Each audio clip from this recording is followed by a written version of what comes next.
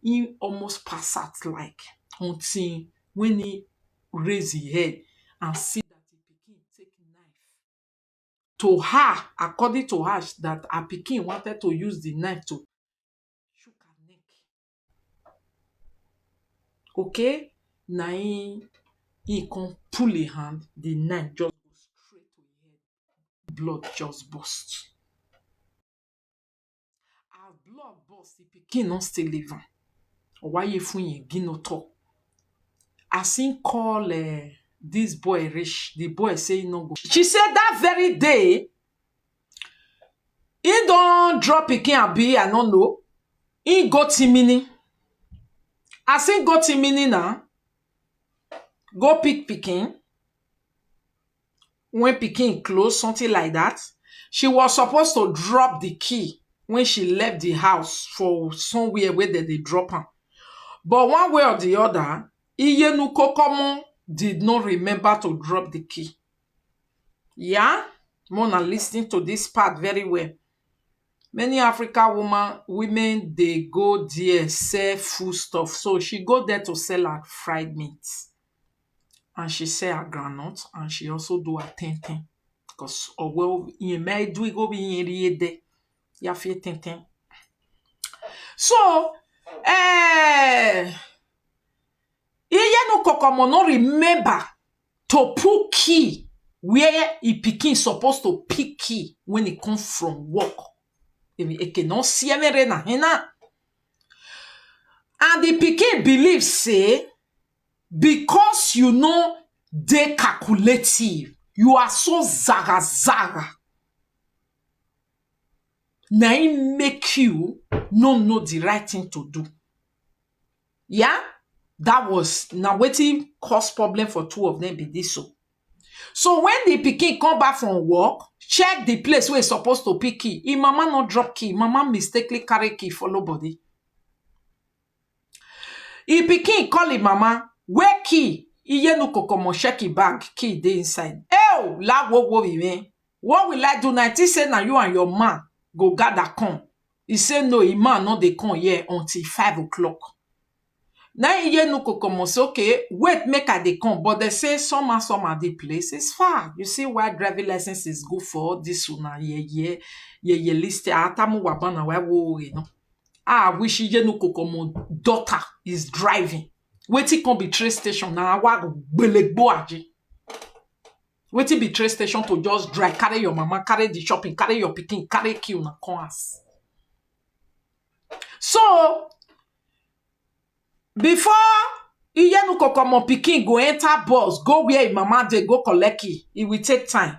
Before Iyenu Kokomo go also carry sumo pikin, they come back house with key, it go also take time, go almost reach the 5 o'clock where the boyfriend go take on.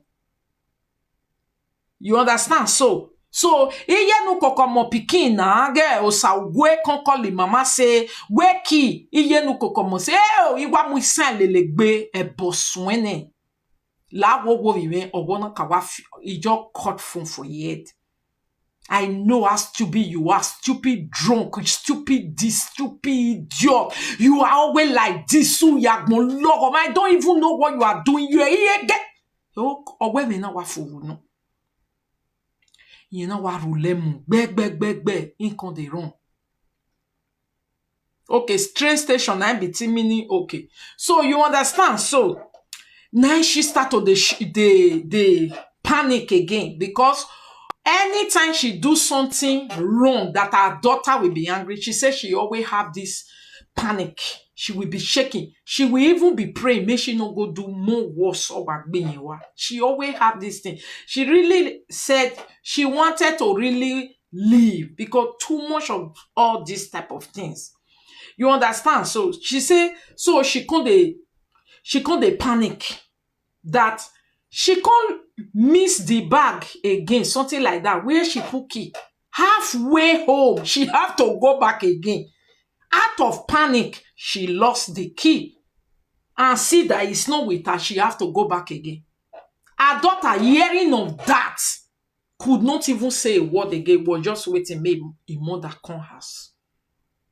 Okay? At the end of the day, the boyfriend can't come house before he no come. No forget, say, when there is no trust between these two people, it be like when your husband, they do kurukere. If he can't kukuma just give any excuse when you know, you don't conclude since. You understand? I think that was Iyenuko common daughter's problem on that day. And he know, say, maybe Iyenuko common go branch wherever he go branch or do whatever he no like. So when he come kukuma see, say, you no come the time when you promise again, you don't still forget. So, the tension was there. Then, before Iyenuko come finally bring key, come house, his boyfriend don't close. He don't open door, she don't enter house. So, as Iyenuko come, they come, the woman don't, the Iyenuko come pikin, don't they clean ground, they mop. When Iyenuko come, open door, enter house, mash where pikin they clean. Because if they clean side of door, person need to enter house. As he enter house now he pikin call and say, see where he dey push you, he can say, ja. Eke meve ya lawa, why imi ama mu ya hiya, oh we hiya ya hiya. I go clean am, there you know. You understand? So, that was this thing. He say he pikin, now he can't just do like this, they look am. He say more than whether 5 minutes or be 15 minutes, he might even know your time. Obi yena wa mojo no wa ya calling. Okay, now he can go enter house, pull the cloth, tie wrapper on top of shorts, black knicker be pants, tight. You understand? So she can go kitchen. As she can go kitchen, he pikin just the he just first start with his granddaughter because he never see where to carry her now. He just stand with his daughter now. Hey, that one, hey, that. Or where you go? Or here you my ya gbiyen or may make you no see where enter his body. He go just enter the pikin we follow one. He go just enter that one before everything go come end up for your own head later. You understand? He say he come quiet as he see he dey maltreat that small girl. He come quiet, he never talk. Then I'm missing one part, something like that. Oh, it's like that. So she come dey kitchen, whether picking they grind something or the blender dey there. When the boy said the boy and the girl picking, they want go buy igbo. Okay? Now Iyenuko come. All this while, Iyenuko come pikin, they hide smoke igbo from his mama. So, but on that fateful very night, Iyenuko come just heard when she said it and they were going. And Iyenuko come said, so, ubegelesi egbo. That was what triggered the daughter whether can't get out of this house and something like that. So Iyenuko Komo was angry and break her daughter blender. As he just break his daughter blender, na so way the problem, the pikin go meet him mama, get out of this house, also and feeling him out of that vaccination of since when she come house, since all the stress when you see for road, when you take the panic for the way take off phone and chat on, and you know say you will never na. He can't even they do everything wrong. Every rock mama back. In reach us now, see what this speaking they do me again. Out of that vaccination, say if they throw away he low make come for now you just holy picking. Give me my money, make me come for this house. Igi me ni me borrow we ni me wa me go me mo wa go. Wari go me ni me pa you wanare. Finish o. As your oh he picking, they say na so he picking just do one like this. Make the do brig. She just fall to bed like this in comfort top of bed. Vaccination, he picking just start to they talk so many bad things of. You know when person they now woo, no woo, you are a trouble in my life, you are a this in my life, you are a that in my life, I hate you. Oh no, why you ya, or no, why you you know, he almost pass out like until when he raise his head and see that he pikin take knife to her, according to her, that her pikin wanted to use the knife to shook her neck. Okay, na he come pull his hand, the knife just go straight to his head, blood just burst. As blood burst, the pikin no still live am. Why you fun yen gino talk? As him call this boy reach, the boy say he no go fit come because Iyenukokomo was naked with wrapper comot for body, breast. You know when two people are fighting. But she said she no be pants she wear, na tight, black tight. Na she wear, no be say toto na just breast. His granddaughter na him come help, either bring telephone or call the ambulance and help say that I don't want grandmother to die. Okay? Now the granddaughter somehow help Iyenukokomo and ambulance came. When ambulance came, her daughter was still very, very furious. Angry that you're not living this and you have to buy. And ambulance people heard it. They have to now hold her and saw the knife and they call police. So when Iyenukokomo come enter, they don't carry and come out with blood. They don't know head wound, but also blood they pass through the eyes. They see that her condition now straight to hospital. So now the police come and they ask question. Take the mother, attempted murder weapon. Okay? Put am for rubber bag, carry and follow Iyenukokomo. Now so we Iyenukokomo, he come be like say he press charges against her daughter. She said it wasn't something she wanted to do, otherwise she will call police by herself, but her head cannot be bringing blood, and you say make she not call ambulance ni wa buweri oni. He say if something they happen, you fit to say ya wa mi wu wa kabe leneme. Okay, so because of ambulance, so there must be police report. And they saw her daughter doing it, still saying the word when they came, because she was very angry. But this is the only thing she did.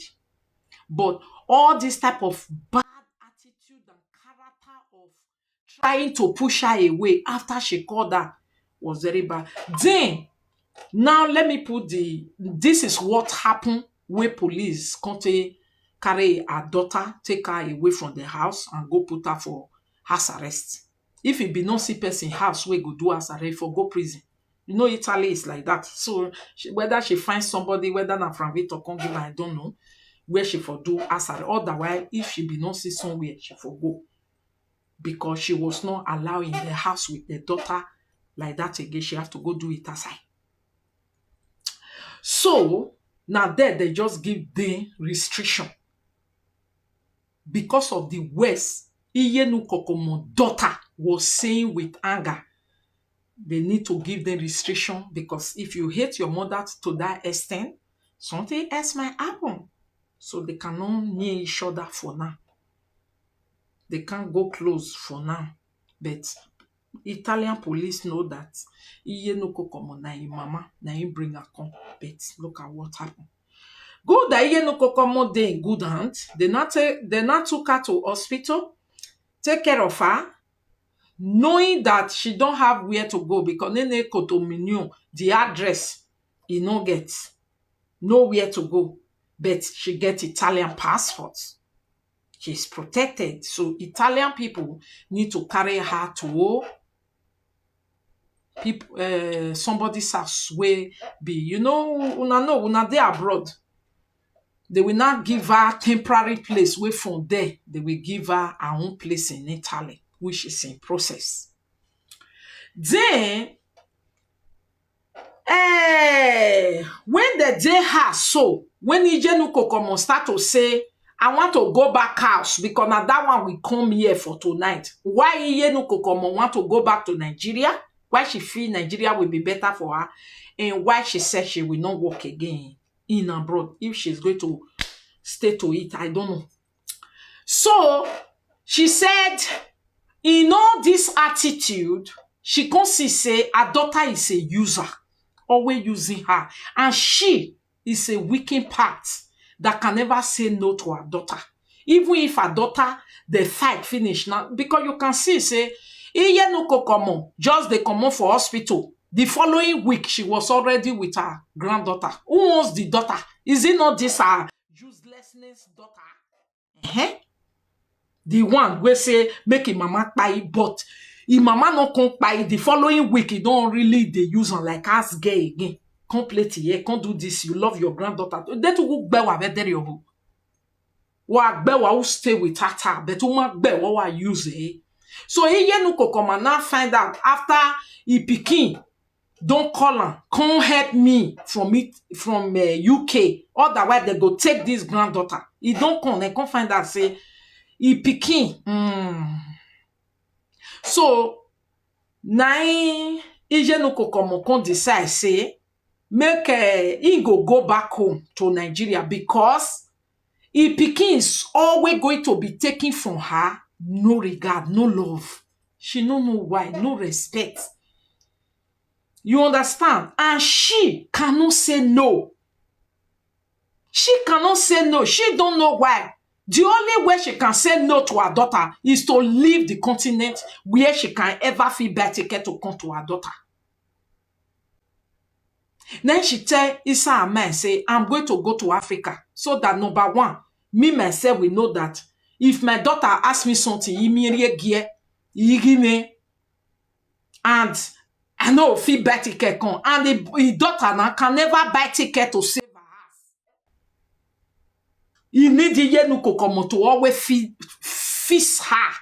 So Yenuko come check and balance it. This is how I'm just going to live my life. I ain't done without no love. My heart is killing. Just living my life. Everybody will say you are disgracing your daughter. Daughter not they give her joy. Daughter not they give her the social media where she goes still say make I just use buy you wear a momo. I want me mean you Africa you make it now your rest. So now she tell they say he want money, money give her money, may take go do business, may they go Africa. He say when he come put when he fed talking for his ass, you understand? He pikin where they talk now say, I told my mother don't do it or worry, no. But after he don't do and put account number of somebody where they house for Nigeria, he pikin tell and say, why he not put a boyfriend though? May put a boyfriend Nigeria account. He can say, your boyfriend I not to know. If anything happen just now, I know if he speak grammar. Ou avez-vous measure? No, I rather put account of somebody I know that he can never betray me. You, he say inside yeah, talk and so. Say you, my pikin, emi go are ne ban wa betray me papa na o en gu me gun.